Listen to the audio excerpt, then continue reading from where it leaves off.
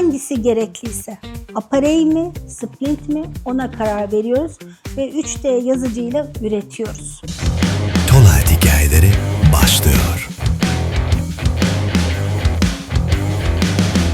Horlama için uyguladığınız dental tedaviler nelerdir? Hasta çoğunlukla bu şikayette geliyor zaten. Horluyorum veya dişlerimi çok fazla sıkıyorum gibi bir sürü şey. Ne yapıyoruz? Muayenesini yapıyoruz. Dijital ölçüsünü alıyoruz. Hangisi gerekliyse, aparey mi, splint mi ona karar veriyoruz ve 3D yazıcıyla üretiyoruz. Hastanın rahatlamasını sağlıyoruz ama en önemlisi lazerle destekliyoruz.